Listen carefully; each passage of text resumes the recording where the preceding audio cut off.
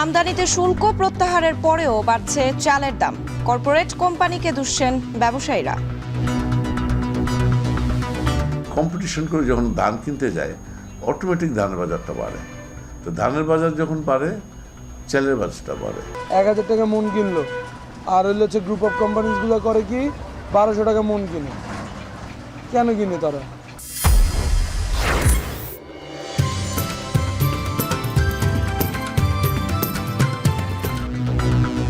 বিয়ের আয়োজনে বৈশ্বিক খাওয়া ব্যাপ্তি বেড়েছে, আনুষ্ঠানিকতায় উৎসব ঘিরে চাঙা বাণিজ্য।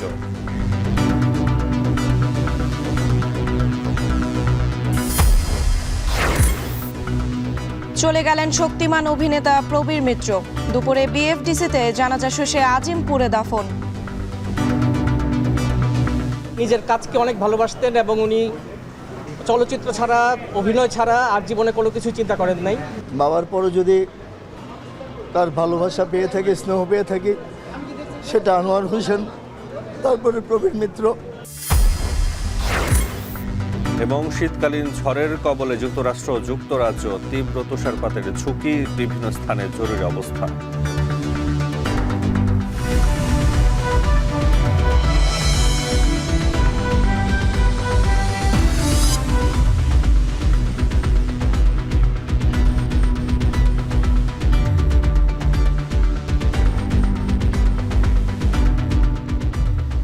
শুনছিলেন শিরোনাম। স্বাগত জানাচ্ছি এখন বাজারে। আপনাদের সঙ্গে আছে আমরা দুজন, আমি তাসওয়ান নাফি এবং আমি সুমাইয়া রাত্রি।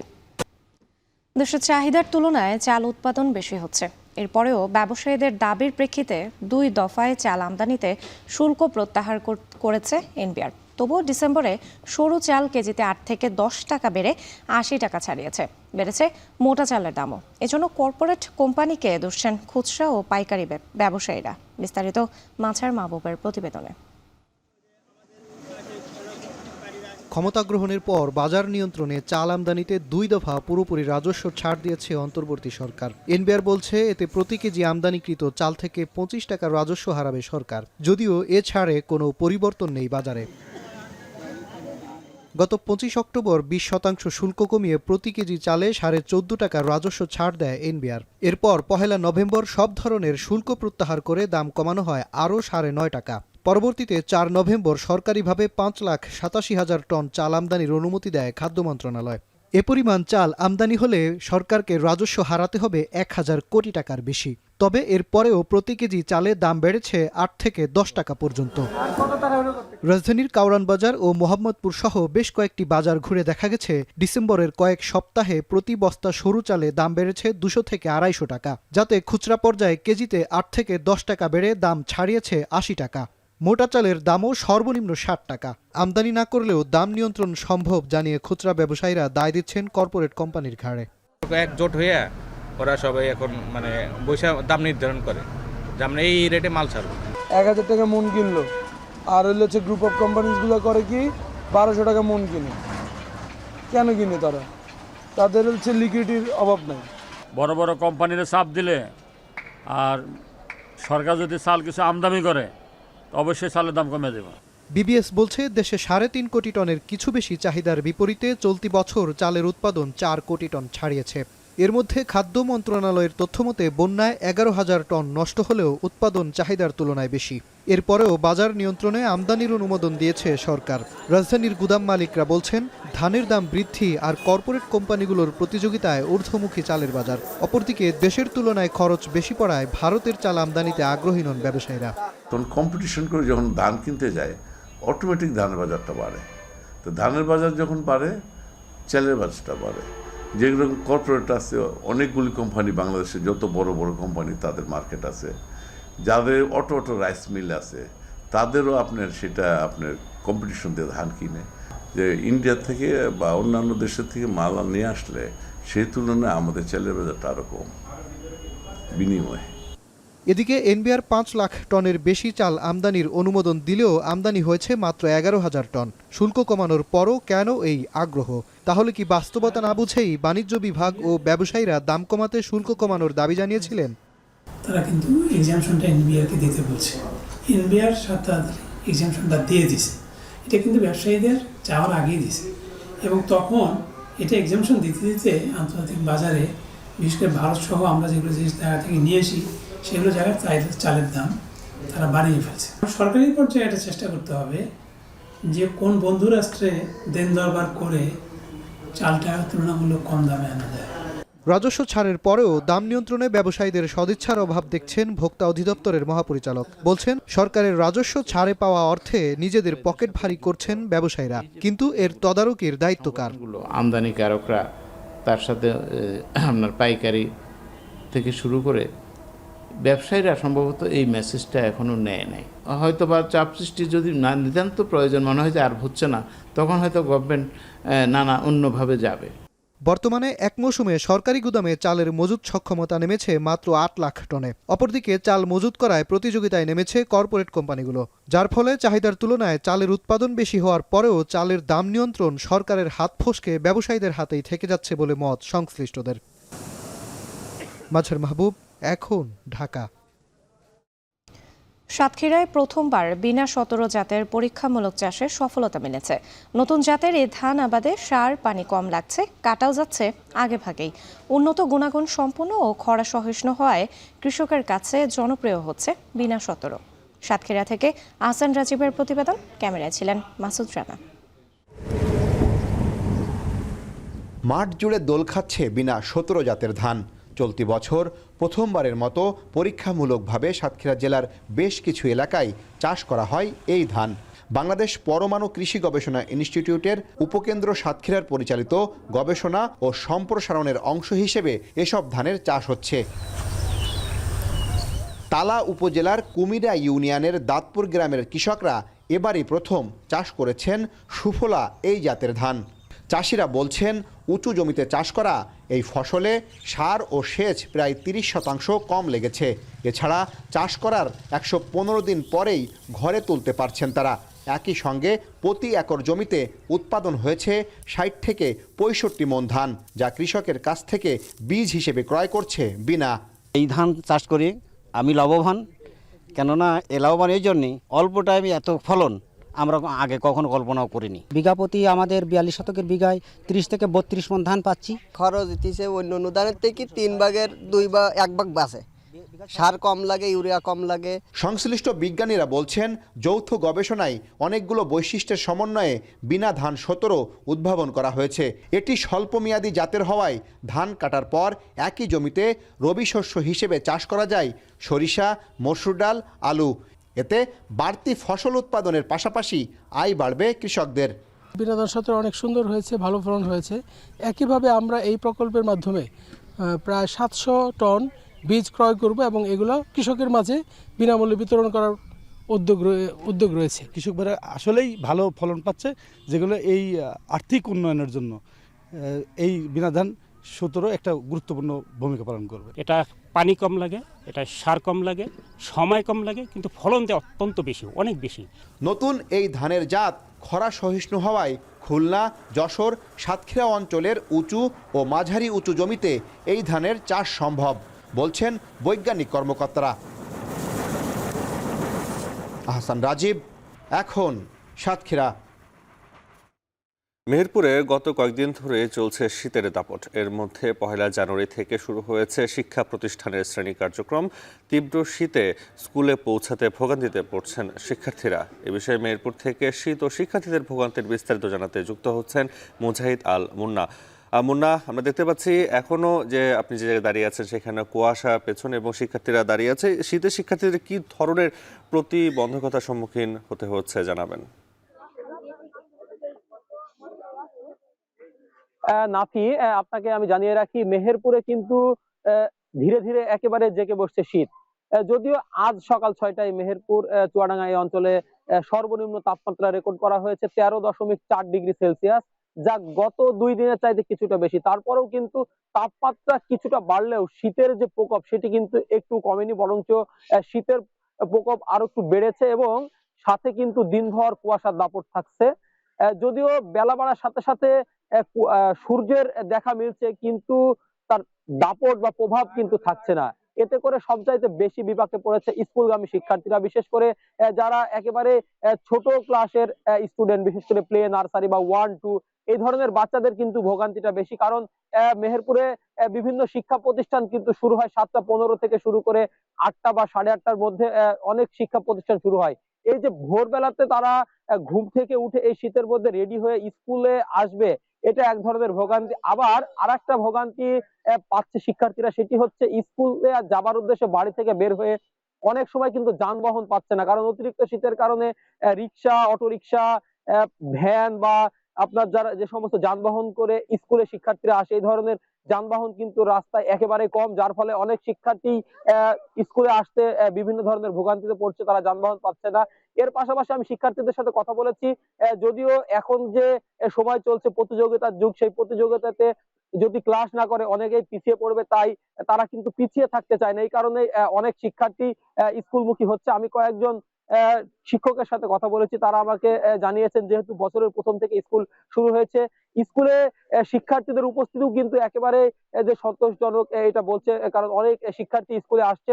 তবে শিক্ষার্থীদের একটা অভিযোগ রয়েছে, সেটি হচ্ছে ক্লাস 7 ছাড়া এখনো পর্যন্ত তারা কিন্তু শিক্ষা প্রতিষ্ঠানে আসছে পড়ার উদ্দেশ্যে, কিন্তু বই কিন্তু পায়নি। নতুন বই না পাওয়াতে তারা স্কুলে আসলেও তাদের পড়াশোনায় কিন্তু বিভিন্ন ধরনের ব্যাঘাত সৃষ্টি হচ্ছে। নাফি, শীত ও শিক্ষার্থীদের এটি ছিল সর্বশেষ পরিস্থিতি। নাফি। মুজাহিদ আল মুন্না যুক্ত ছিলেন মেহেরপুর থেকে। শুধু শীতের কারণে শিক্ষার্থী বা সাধারণ মানুষের অস্বস্তিতে পড়তে হচ্ছে না, পাশাপাশি আলু গাছেও পচন ধরছে এবং এজন্য কৃষকরা খেতে পরিচর্যার জন্য সময় বেশি নিচ্ছেন এবং বালাইনাশক বিভিন্ন স্প্রে ব্যবহার করছেন। এই বিষয়ে জানাতে জামালপুর থেকে এই মুহূর্তে আমাদের সাথে যুক্ত হচ্ছেন জুয়েল রানা। জুয়েল, জানাবেন যে কৃষকরা মাঠে কতটা সময় পার করছেন বা কত সময় পর আলু সংগ্রহ করতে পারবেন, এবং এই বিষয়ে যে পচন রোগের কথা বলা হচ্ছে, পচন রোগের কারণে কৃষি সম্প্রসারণের বিভাগের পক্ষ থেকে কোনো ধরনের সহযোগিতা করা হচ্ছে কিনা?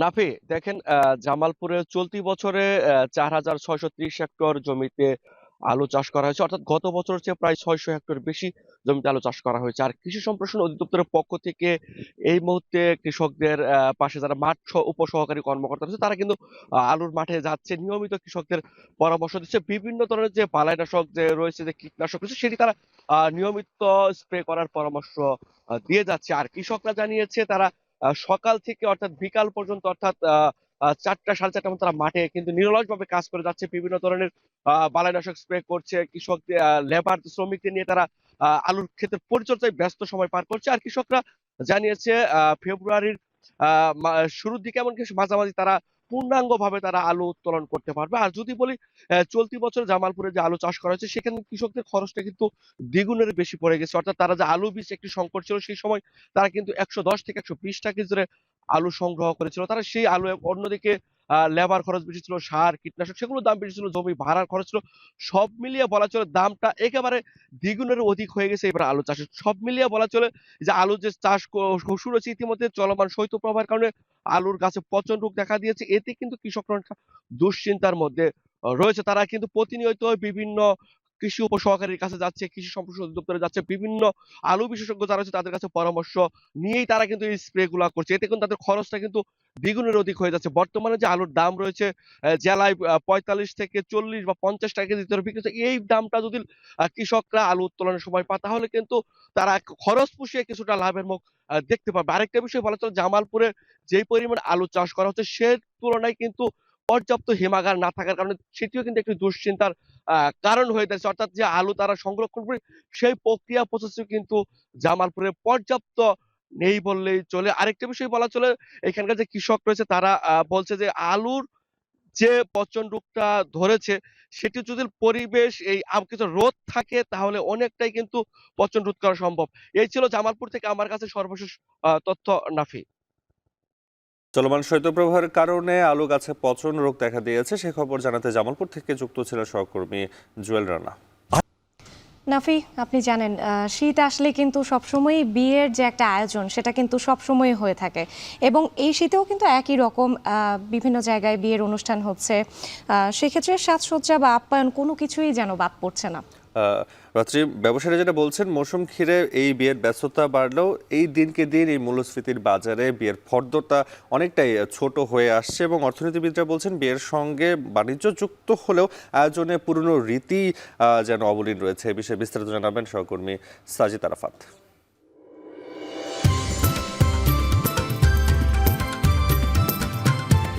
পৌষের শীতের সন্ধ্যায় নেমন্তন্নের পসরা, যুগল জীবনের পথ চলার গল্পে সামিল হওয়ার ব্যাকুলতা। মৌসুমের হাওয়ায় বিয়ের সুবাস, শীতসোহাগী বাঙালির ঘরে ফুটছে বিয়ের ফুল, বাজছে বাদ্য সানাই। বিয়ের আচারে লেগেছে বৈশ্বিক হাওয়া, তাতে ব্যাপ্তি বেড়েছে আনুষ্ঠানিকতায়, ফর্দে যোগ হয়েছে নতুন উপকরণ, সাজ সরঞ্জাম। বিয়ে, বাগদান, গায়ে হলুদ কিংবা বৌভাত, উৎসবের আয়োজন ঘিরে চাঙা হয় বাণিজ্য। বেনারসি থেকে শেরওয়ানি, স্বর্ণালঙ্কার, বরকনের সাজসজ্জা আর আপ্যায়ন ঘিরে অনুষঙ্গের শেষ নেই। কিন্তু তাতে কি ঝাপটা লাগেনি মূল্যস্ফীতির বৈরী হাওয়ার? এখনকার সময় হচ্ছে কি যে বিয়েটা থেকেও না আপনার সারাউন্ডিং যে খরচ যেগুলো অ্যাড হচ্ছে, ফটোগ্রাফি হোক, তারপর হচ্ছে আপনার ডেকোরেশন হোক, ইভেন্ট ম্যানেজমেন্টে যেগুলো হচ্ছে, এগুলো এখন এক পর্যায়ে এখন বিলাসিতা পর্যায়ে চলে গেছে। বানাটার প্রাইস হচ্ছে সর্বনিম্ন হচ্ছে আপনার 2000 থেকে 8000 পর্যন্ত সর্বোচ্চ, আর সেলের ক্ষেত্রে আপনার 5000 থেকে 50000 পর্যন্ত সেল। সব কিছুরই দাম বাড়তি, তো প্রচুর পরিমাণ বাজেট নিতে হইতেছে আদার সাইডে।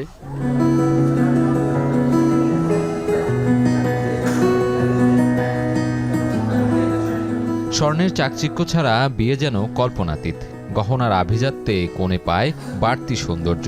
কিন্তু ঊর্ধ্বগতির বাজারে গহনার তালিকা ছোট হচ্ছে খানিকটা। আগে একটু বড় বড়ির মধ্যে কেনা হতো, আর এখন দাম যেহেতু বেড়েছে ছোটর মধ্যে কেনা হচ্ছে। বিয়ের সিজনে টুকটাক কেনাবেচা হচ্ছে, মানে আগে যেরকম ছিল সেই তুলনায় কিছুটা কম। বিয়ে বাণিজ্যের কারিগর বাড়ছে দিন দিন, নানা পেশার মানুষের জীবিকার পরিসর বাড়িয়েছে বিয়ে। যৌথতার গল্প ঘিরে তাই অঙ্ক করছেন ক্রেতা বিক্রেতা উভয়ই।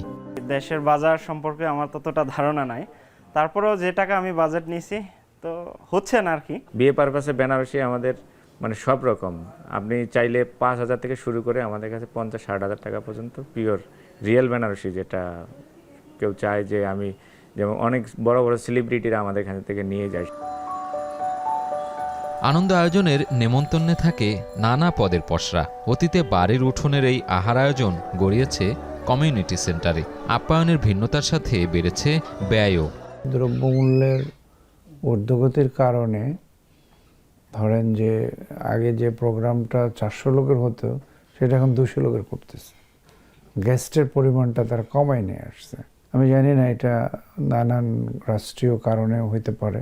ভাড়া কত, আবার ওই খাবারের কত, আমি এগুলি আর এখন বুঝতে চাই না। তারা এখন ওই প্যাকেজ কথাই চিন্তা করে। বিয়ের অর্থনীতির পরিধি বাড়ছে দিন দিন। Destination wedding, wedding planner, event organiser আর ছবির কবিরা পরিসর বাড়িয়েছেন নিজেদের। ক্যামেরার লেন্সে বন্দি রাখার প্রাণান্ত এই চেষ্টায় কর্মসংস্থান আর আর্থিক সচ্ছলতা এসেছে তরুণদের। ঢাকার বাহিরে বেশি নক পাচ্ছি ইদানিং, কিন্তু নর্মালি আমরা হচ্ছে ঢাকাতেই ম্যাক্সিমাম সার্ভিস দিয়ে থাকি। আর মিডল ক্লাস ফ্যামিলির যারা আছে তারা অনলি ফটোগ্রাফিটা বেশি চুজ করতে চায়, আর যারা একটু পশ আছে তারা হচ্ছে কম্বো নিচ্ছে। যখন আরও সময় যাবে ওয়েডিং ফটোগ্রাফিটা ইন্ডাস্ট্রিটা আরও বড় হবে, মানুষ দেখবে। যৌথ জীবনযাপনের সামাজিক স্বীকৃতি বিয়ে। কালের বিবর্তনে বিয়ের আনুষ্ঠানিকতায় এসেছে নানা পরিবর্তন। সামাজিক রীতিনীতির বাইরে গুরুত্ব পাচ্ছে বিয়ের বাণিজ্যিকীকরণ।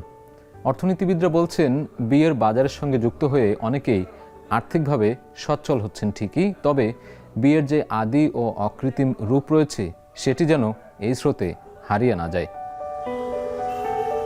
সামাজিক দিক থেকে দেখি এবং পারিবারিক দিক থেকে দেখি, তাহলে আমি মনে করব যে এটার মধ্যে একটা বাণিজ্যিকীকরণ হয়েছে এবং এটার মধ্যে আগে যেরকম একটা প্রাণ ছিল, পারিবারিক প্রাণ, তারপরে আমরা যে পাড়ায় মহল্লায় মানুষ হয়েছি তার যে একটা প্রাণ, সেই প্রাণটা আর নেই।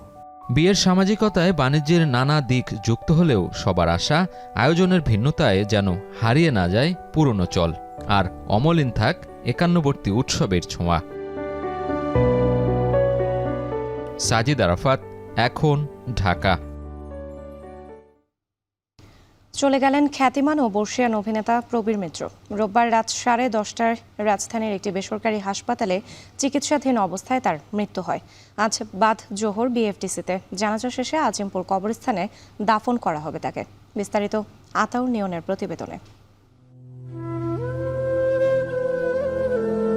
পায়ের অসুখে গেল 13 দিন ধরে রাজধানীর একটি বেসরকারি হাসপাতালে শারীরিক নানা জটিলতার সাথে লড়ে অবশেষে হার মানলেন নবাব সিরাজউদ্দৌলা চরিত্রে অভিনয় করা বর্ষিয়ান অভিনেতা প্রবীর মিত্র। রোববার রাত 10:30টায় না ফেরার দেশে পাড়ি জমান গুণী এই অভিনেতা। দীর্ঘ 5 দশকে চলচ্চিত্র জগতে তিনি 400-এর বেশি চলচ্চিত্রে অভিনয় করেছেন। 1971 সাল থেকে শুরু করে 2021 সালে তার সর্বশেষ ছবি প্রকাশ পেয়েছে। এ সময় তিনি আজীবন সম্মাননা সহ পেয়েছেন একাধিক জাতীয় পুরস্কার। তার মৃত্যুতে শোকাহত চলচ্চিত্রাঙ্গন। চলচ্চিত্রের মানুষের অভিভাবক ছিলেন তিনি। সহশিল্পীদের কাছে তিনি ছিলেন এ জগতের ধ্রুবতারা। হসপিটাল থেকে জাস্ট মগবাজারে গেলাম, প্রবীর দাকে নিয়ে গল্প হচ্ছিল, কথা হচ্ছিল, অঞ্জনা আপার মিলাদ নিয়ে কথা হচ্ছিল, কিন্তু এরই মধ্যে আরেকটি শোক আমাদেরকে আল্লাহ তাআলা দিবে এটা আমরা ভাবতে পারি নাই। প্রথম ছবি থেকে তার সাথে সম্পর্ক,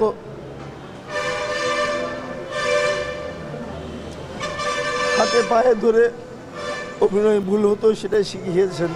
চলচ্চিত্র শিল্পী সমিতির উদ্যোগে বাদ জোহর বিএফডিসিতে হবে প্রবীণ মিত্রের জানাজা।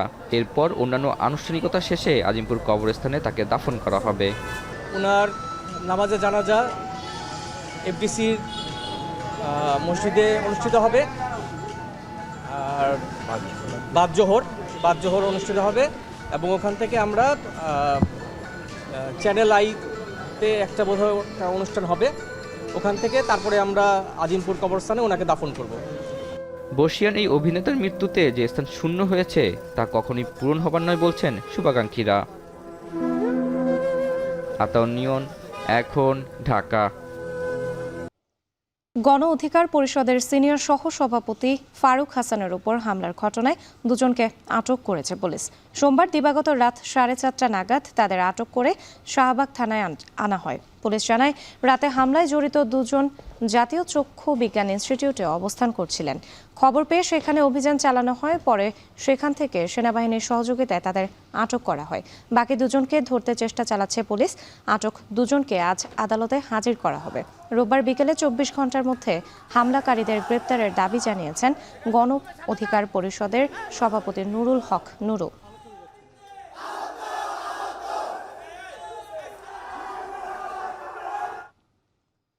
নওগাঁয় শীতকালীন সবজিতে ভরপুর বাজার। সবজির সরবরাহ বাড়ায় কমেছে দাম, এতে কিছুটা স্বস্তিতে ফিরেছে ক্রেতাদের মাঝে। নওগাঁ শহরের পৌর পাইকারি বাজার থেকে আরো জানাচ্ছেন আব্বাস আলী। আব্বাস, সবজির দরদাম কেমন দেখছেন? বাজারে সবজি কতটা এসেছে জানাবেন।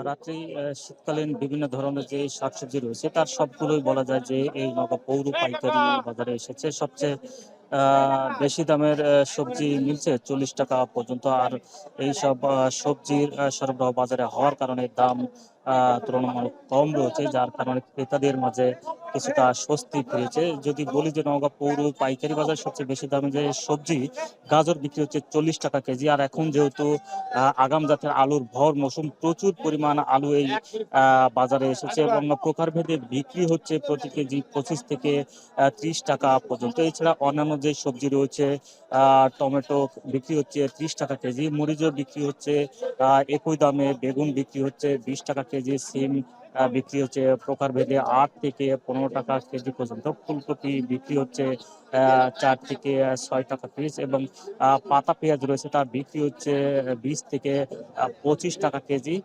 মিষ্টি কুমড়া বিক্রি হচ্ছে 20 টাকা কেজি পর্যন্ত। মূলা আসলে কিছুদিন আগেও দেখেছিলাম যে সারা বছরই আসলে মূলা পাওয়া যাচ্ছে এবং দাম বেশ 40 টাকা কেজি পর্যন্ত কিনে খেতে হচ্ছে ক্রেতাদের। সেই মূলা এখন বিক্রি হচ্ছে 4 থেকে 5 টাকা কেজি। শসা বিক্রি হচ্ছে এখানে 20 টাকা কেজি, এবং লাউ লাউয়ের কিছুটা সংকট রয়েছে, যার কারণে বলা যায় যে দাম কিছুটা বেশি। প্রতি পিস লাউ বিক্রি হচ্ছে এখানে 30 থেকে 35 টাকা পিস, এবং বিভিন্ন ধরনের যে শাকসবজি শাক রয়েছে, যে লাল শাক, পালং শাক বা পুঁই শাক রয়েছে, সেগুলো বিক্রি হচ্ছে 20 থেকে 30 টাকা কেজি পর্যন্ত। কৃষকদের সঙ্গে কথা বলে যেমনটি জানা গেছে, যেহেতু এখন শীতকালীন মৌসুম আসলে বিভিন্ন ধরনের শাকসবজির উৎপাদন হচ্ছে এবং জমিতে প্রচুর পরিমাণ বলা যায় যে ফলন পাওয়া যাচ্ছে, এবং তারা বিক্রি করার জন্য নিয়ে আসছেন এবং দাম কিছুটা কম পাচ্ছেন। তবে দাম কম পাওয়ার কারণে আসলে তাদের কিছুটা লোকসান গুনতে হচ্ছে বলে ব্যবসায়ীরা জানিয়েছেন। তবে ক্রেতাদের মাঝে স্বস্তি ফিরেছে, আর এখানকার সবজি আসলে খুচরা বাজারে কিছুটা লাভে তারা বিক্রি করেছেন। তো এই ছিল আমার কাছে এই শাকসবজির দাম নিয়ে সবশেষ। নওগাঁর শীতকালীন বাজারে খবর জানাচ্ছিলেন সহকর্মী আব্বাস আলী।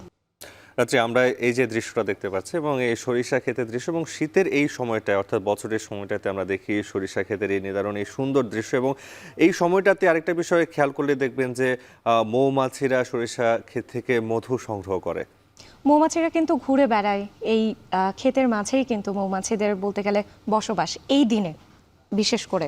তো যেখান থেকে মধু সংগ্রহ করছেন মৌচাষিরা, এটা আমরা একটি প্রতিবেদন দেখব, প্রতিবেদন আছে, সেই প্রতিবেদনটি দেখে আসি। দীর্ঘ 12 বছর ধরে মধু আহরণ করেন মোহাম্মদ শফিকুর ইসলাম বাবুল।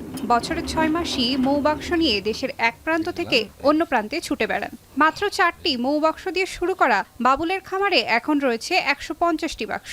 চলতি মৌসুমে সব খরচ বাদ দিয়ে 7 থেকে 8 লাখ টাকা লাভের আশা তার।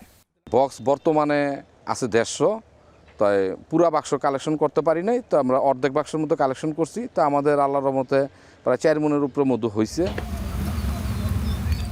সরিষা ক্ষেতের পাশে শত শত মৌবাক্স স্থাপন করে বিশেষ পদ্ধতিতে মধু সংগ্রহে ব্যস্ত মৌচাষীরা। সংগৃহীত মধু স্থানীয়রা কেনেন 300 থেকে 400 টাকা কেজি দরে, আর বড় কোম্পানিগুলো পাইকারিতে কেনে 300 টাকা দরে। বক্সগুলা খুলে বক্সের থেকে ফ্রেমগুলা বের করে মাছি সরায়ে ওইটা নিয়ে ওই মেশিনে দেই, দিয়ে ওইখান থেকে বাতাসের মাধ্যমে আমাদের মধুটা বের হয়ে যায়। হাতের স্পর্শ ছাড়াই মধুটা আমরা হারভেস্টিং করতে পারি। আমরা এখান থেকে বিভিন্ন দেশের বিভিন্ন জায়গায় যেখানে ফুল পাই সেই জায়গায় চলে যাই, আমরা মধুর ওই বক্সগুলো নিয়ে গিয়ে সেখান থেকে আমরা মধু আহরণ করি। বাজার মূল্য এখন আমরা 400 টাকা কেজি বিক্রি করতেছি, পাইকারি 12,000 টাকা পর্যন্ত বিক্রি হচ্ছে, কম বেশি এখন। তবে এরপরে মধুর রেট কমে যায়। সরিষা চাষিরা বলছেন, সার, বীজ, কীটনাশক, শ্রমিক মজুরি সহ কৃষি উপকরণের দাম বৃদ্ধিতে উৎপাদন খরচও বেড়েছে প্রায় দ্বিগুণ। ভালো দাম পেলে তবেই লাভবান হওয়ার আশা তাদের। খরচ হয় অনেক, যদি মানে সার আগে সারের দাম আসছিল কম, এখন সারের দামটা বেশি। বীজ মনে করেন আগে হয়তো দেওয়ার লাগে নাই, সরিষা ক্ষেত্রে বীজ দেওয়ার লাগে নাই, এখন 2 থেকে 3 বার করে বীজ দেওয়ার লাগে। ডোবা জমিন তো পানি মনে করেন সবসময় থাকে, কার্তিক আগুন মাসে পানি ছাড়ে। সরিষা বুনি 5-7 হাজার টাকা খরচ হয় 1 বিঘাতে। আমাদের সার্ভিস দিতে কষ্ট হয়ে যায়, কারণ এখন যে সার্ভিস দেওয়া হয় এই সার্ভিসে মনে হয় এই ফসলে লাভ তুলতে পারবো না।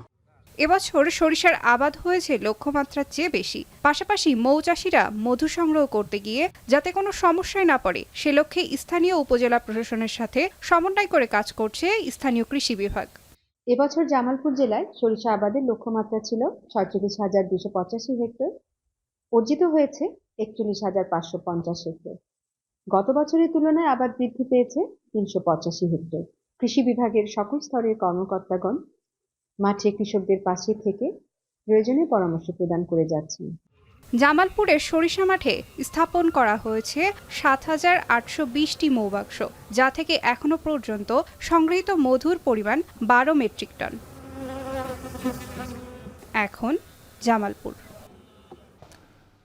মাগুরার বুরুলিয়া বিল ঘিরে গড়ে উঠেছে বেশ কিছু হাঁসের খামার। প্রাকৃতিক খাবারে হাঁস পালনে লাভজনক হওয়ায় এই পেশায় আকৃষ্ট হচ্ছেন অনেকেই। পুরুষের পাশাপাশি নারী ও শিক্ষিত তরুণরাও হাঁস পালন করে নিজেদের ভাগ্য বদলাচ্ছেন। অন্যদিকে মাগুরায় একমাত্র হাঁস প্রজনন খামারটি 2 যুগ ধরে গুনছে লোকসান। বিশ্বজিৎ বাপির প্রতিবেদন। আমুরিয়া গ্রামের মান্নান ও আশবা গ্রামের ইন্দ্রজিৎ শুরু করেন প্রাকৃতিক উপায়ে হাঁস পালন। শুরুতে কয়েকটি হাঁস নিয়ে খামারের যাত্রা শুরু করলেও এখন রয়েছে প্রায় 1000 ক্যাম্পেল হাঁস। বিলের প্রাকৃতিক খাবারে প্রতিদিন তারা 6 থেকে 700 ডিম সংগ্রহ করেন, যার বাজার মূল্য 12 থেকে 15,000 টাকা। এক যুগ আগে এখানকার মাঠঘাট বছরের বেশিরভাগ সময় পানির নিচে থাকায় এই এলাকার মানুষকে দারিদ্র্যের সঙ্গে লড়াই করতে হতো। মান্নান ও ইন্দ্রজিতের সফলতা দেখে দারিদ্রতা কাটানোর লক্ষ্যে আশেপাশের আশবা, বড়ইচারা, আমরিয়া, হাটবাড়ি সহ ৮ থেকে ১০টি গ্রামের মানুষের ভাগ্য পরিবর্তন ঘটেছে এই হাঁস পালন করে। আসলে বিলি ছেড়ে দিয়ে দেখলাম যে কত সুন্দর হয়। তা ধরেন যে 10 দিন পরের থেকে ডিম শুরু হয়েছে, তারপরে একটা একটা করে বাড়াতে এখন আমাদের আছে 2 বন্ধুর 800 হাঁস। যদি আমরা হাঁসটা আমাদের এলাকায় মাগুরা বা ঝিনাইদহ সমস্ত জায়গায় যদি খামার থাকতো বা হাঁসের বাচ্চা পাওয়া যেত, তাহলে তো আর আমাদের দাম কমে কিনলে আমরা ডিমটাও কমে বেচতে পারতাম। এখন আমাদের অনেক টাকা কিনা পড়ে যায়, এখন তো আমরা ডিমের দাম কমে বেচতে পারি না, বেচতে তো আমাদের কিছু থাকে না। কাকাকে দেখে আমিও চিন্তা করছি যে ভবিষ্যতে আমি একটা ব্যবসা করবো, হাঁসের ব্যবসা। এনাদের থেকে আমি শিখছি অনেক কিছুই। ভোরবেলা এসে হাঁস ছেড়ে দিয়ে যায়, সন্ধ্যের সময় এসে নিয়ে যায়, এতে আমার অনেক লাভ হয়। বিলের শামুক, ঝিনুক সহ প্রাকৃতিক খাবারে হাঁস পালন করে লাভ হওয়ায় এলাকার আশেপাশের গ্রামের প্রায় প্রতিটি বাড়িতেই এখন হাঁসের খামার গড়ে উঠেছে। ভোরে গ্রামের মহিলারা ও শিশুরা হাঁস নিয়ে বিলে যান আর সন্ধ্যায় তাদের ফিরিয়ে আনেন। এভাবে কাজের ফাঁকে মহিলারা সংসারের আয় বাড়াচ্ছেন আর শিক্ষার্থীরা নিজেদের খরচ চালাচ্ছেন। লেখাপড়ার পাশাপাশি বাবার খামারেও বাবার সাথে সাহায্য করি। এই বুলবিল থেকে মাগুরা নিয়ে ডিম বেচি, চাহিদাও ভালো এবং টাকাও ভালো। তবে এই সাফল্যের বিপরীতে জেলার একমাত্র আঞ্চলিক হাঁস প্রজনন খামারের অবস্থা খুবই করুণ। 2002 সালে কোটি টাকায় নির্মিত খামারটি 2 যুগ ধরে লোকসান গুনছে। অধিকাংশ সময় প্রধান ফটকে তালা লাগানো থাকে। 50 লাখ টাকায় নির্মিত ইনকিউবেটর থাকলেও 20 বছরের কাঙ্ক্ষিত উৎপাদন হয়নি। স্থানীয় খামারিরা জানান, প্রজনন কেন্দ্র থেকে হাঁসের বাচ্চা পাওয়া না গেলে লোকসানে পড়বে ভবিষ্যতে বিলের খামারগুলো। যে ডিমটা, সে ডিমটা তো অরিজিনাল ডিম, তাতে বাচ্চারা খাচ্ছে, নিজেরাও খাচ্ছি, খাইয়ে তো পুষ্টি দিকতে ভালো হয়ে আসছে। এখন ওই খামার দেখে আমার ইচ্ছা জাগিছে আমার হাঁসের খামার করব, আর মনে আবার খামার দেখে আরো 4-5টা খামার অলরেডি এই গ্রামে হয়ে গেছে। প্রজনন কেন্দ্রের জটিলতা দূর করতে এবং হাঁসের খামারিদের সহযোগিতা নিশ্চিত করতে কাজ করা হচ্ছে বলে জানান প্রাণী সম্পদ বিভাগের এই কর্মকর্তা। তারা যে 8 মাস হাঁস পালন করে, বাকি 4 মাস তাদেরকে ওই ধরনের কাজ থাকে না। তবে যেহেতু তারা আমাদের প্রশিক্ষণ প্রাপ্ত, তারা বিভিন্ন ব্যাংকের সাথে যোগাযোগ করলে আমরা তাদেরকে লোন দেওয়ার জন্য অফিস থেকে একটা সুপারিশনামা দিয়ে দেব। জেলা প্রাণী সম্পদ অফিসের তথ্য অনুযায়ী মাগুরায় 50টিরও বেশি হাঁসের খামারে প্রায় 40 থেকে 50 হাজার হাঁস পালন করা হয়। প্রতিদিন হাঁসের ডিম বিক্রি করে আসে 4 থেকে 5 লাখ টাকা। এখন মাগুরা। এবার দেশের বাইরের প্রসঙ্গ। স্মরণকালের ভয়াবহ প্রাকৃতিক দুর্যোগের কবলে যুক্তরাষ্ট্র ও যুক্তরাজ্য। বৈরী আবহাওয়ায় তুষারপাতের সঙ্গে তীব্র তুষার ঝড় ও ভারী বৃষ্টিপাতের ঝুঁকিতে দেশ দুটি। ইতোমধ্যে টানা তুষারপাতে বন্ধ হয়ে গেছে দুই দেশের বেশ কিছু বিমানবন্দরের কার্যক্রম। যুক্তরাষ্ট্রের বেশ কয়েকটি অঙ্গরাজ্যে এরই মধ্যে জারি করা হয়েছে জরুরি অবস্থা। বিস্তারিত জানাচ্ছেন তানভীর জনি। তীব্র শীতে কাঁপছে যুক্তরাষ্ট্রের বেশ কিছু অঞ্চল। আবহাওয়াবিদরা বলছেন, চলতি দশকের সবচেয়ে ভয়াবহ তুষারঝড় ও বৈরী আবহাওয়ার কবলে পড়তে যাচ্ছে দেশটির 7 কোটিরও বেশি বাসিন্দা। 2011 সালের পর যুক্তরাষ্ট্রের সবচেয়ে শীতলতম মাস হতে যাচ্ছে জানুয়ারি। এরই মধ্যে কেন্টাকি, মিসৌরি, মিসিসিপি, ফ্লোরিডা ও ভার্জিনিয়া সহ বেশ কয়েকটি অঙ্গরাজ্যে জারি করা হয়েছে জরুরি অবস্থা। প্রচণ্ড ঠান্ডার মধ্যে বৃষ্টি ও ভারী তুষারঝড়ে থমকে আছে জনজীবন। কানসাস ও ইন্ডিয়ানার কিছু অংশে 8 ইঞ্চি এবং ভার্জিনিয়ায় 12 ইঞ্চি পর্যন্ত তুষারপাতের পূর্বাভাস দেয়া হয়েছে। বৈরী আবহাওয়ায় বাতিল হয়ে গেছে বহু ফ্লাইট। আবহাওয়াবিদদের মতে, আর্কটিকের চারপাশে সঞ্চালিত ঠান্ডা বাতাস ক্রমেই পূর্ব দিকে অগ্রসর হচ্ছে। এতে কয়েক কোটি মার্কিন নাগরিক রেকর্ড নিম্ন তাপমাত্রার কবলে পড়বেন বলেও আশঙ্কা করা হয়। There's a number of warnings and advisories that are out right now for the Northwest. We've got winter storm warnings across the mountains of the Cascade Ranges. There's coastal flood advisories for the coast. There's high wind warnings. এদিকে যুক্তরাজ্য তাপমাত্রা বইছে হিমাঙ্কের নিচে। তীব্র তুষারপাতে মধ্য ও উত্তর ইংল্যান্ডের পাশাপাশি ওয়েলস জুড়ে সতর্কতা জারি করা হয়েছে। বেশ কিছু অঞ্চলে বরফ গলে দেখা দিয়েছে বন্যা। রাস্তায় বরফ জমে ব্যাহত হচ্ছে যানবাহনের চলাচল। ভারী তুষারপাতে ম্যানচেস্টার ও লিভারপুল বিমানবন্দরের রানওয়ে বন্ধ করে দেয়া হয়। তুষারপাতের কারণে ফ্লাইট ওঠানামা করতে পারছে না। উত্তর ইংল্যান্ডের কিছু অংশে 12 থেকে 15 ইঞ্চি পর্যন্ত তুষারপাত রেকর্ড করা হয়। বৃষ্টি ও তুষারপাতে বিপর্যয়ের মুখে পড়েছে চীন ও দক্ষিণ কোরিয়ার বাসিন্দারাও। চীনের উত্তর পূর্বাঞ্চলীয় ইনার মঙ্গোলিয়ার অন্তর্গত হুলুনবুইর শহরে তাপমাত্রা বইছে -40 ডিগ্রি সেলসিয়াসের নিচে। তীব্র ঠান্ডায় অনেকেই বাইরে বের হতে পারছেন না, ফলে থমকে গেছে জনজীবন। বিপাকে পড়েছেন স্থানীয় বাসিন্দারা। তানভীর জানি, এখন বিশ্ব। শেষ করছে এখন বাজার। তবে তার আগে শিরোনামগুলো আরও একবার। আমদানিতে শুল্ক প্রত্যাহারের পরও বাড়ছে চালের দাম, কর্পোরেট কোম্পানিকে দুষছেন ব্যবসায়ীরা। কম্পিটিশন করে যখন ধান কিনতে যায় অটোমেটিক ধানের বাজারটা বাড়ে, তো ধানের বাজার যখন বাড়ে চালের বাজারটা বাড়ে। 1000 টাকা মন কিনলো, আর হইলে হচ্ছে গ্রুপ অফ কোম্পানিজগুলো করে কি 1200 টাকা মন কিনে। কেন কিনে তারা? গণ অধিকার পরিষদের ফারুক হাসানের উপর হামলার ঘটনায় 2 জন আটক, বাকিদের ধরতে অভিযান অব্যাহত।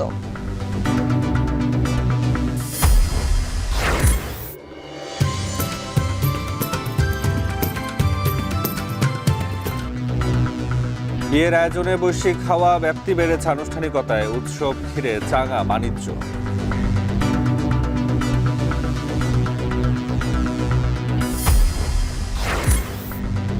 শীতকালীন ঝড়ের কবলে যুক্তরাষ্ট্র ও যুক্তরাজ্য, তীব্র তুষারপাতের ঝুঁকি, বিভিন্ন স্থানে জরুরি অবস্থা।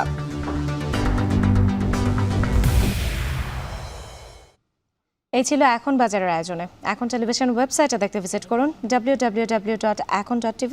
এছাড়া ফেসবুক দেখতে ভিজিট করুন facebook.com/tv.ekon এবং ইউটিউব দেখতে ভিজিট করুন youtube.com/ekontv।